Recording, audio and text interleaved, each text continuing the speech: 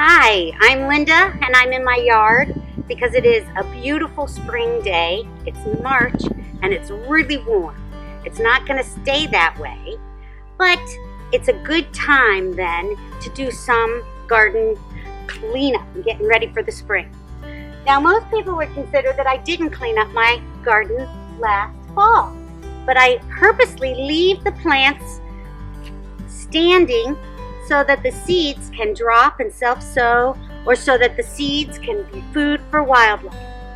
And the other thing that I'm going to do is make sure that I keep these stems in one piece because there's carpenter bees possibly living in them. So I'm going to start trimming. You can either trim by breaking off some of your plants, or you can trim them up about 6 to 12 inches if you want to leave the stem. So here's why you need to leave the stems.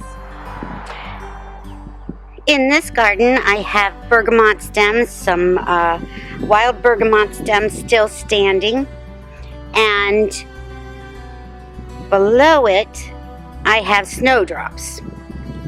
Now in this area, I did clear off the stems earlier because I wanted to make sure that these snowdrops also had plenty of room without the stems blocking them, so that there would be a great spring show. So in my garden beds, sometimes I do trim back in the fall certain flower stems, and then I leave others. There's sedum and tall blue larkspur.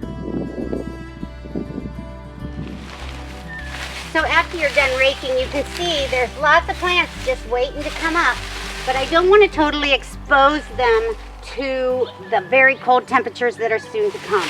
So when you rake, you do want to make sure that you leave a light layer of leaves over. It's great mulch, it will decompose. Just want to clear out the areas where it's really, really heavy. One of the other things I do is get the bed ready for early pollinators. So there are plants that are not native to Ohio that are great spring, early spring pollinators, and crocuses are one of them.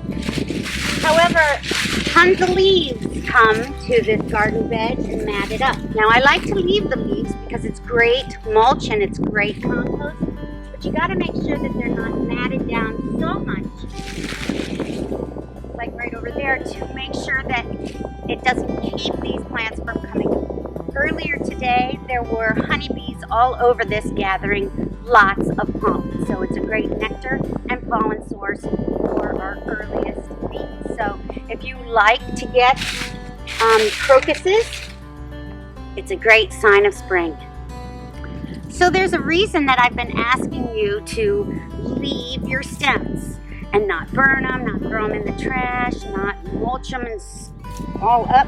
Put them in the compost, put them in tall grass, put them somewhere where the insects that may be living in them can get out. Because these kinds of plants are very important for a very important pollinator. It's called the small carpenter bee. Now we oftentimes think of carpenter bees as the big, almost as big as a bumblebee. Those are the large carpenter bees. But there's a small carpenter bee, and it looks like, think of an ant size with wings. It's a shiny metallic greenish color, and they are very common. They're all over the flowers.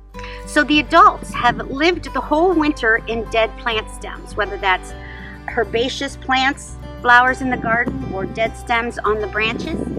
The adults will come out in the spring, and then they will find other dead plant stems to lay their eggs in. Pithy stems like this.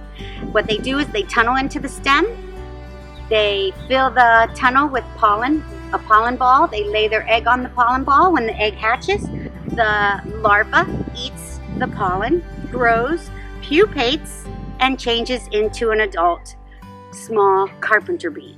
They come out and start doing some pollinating and start the process, life cycle all over again.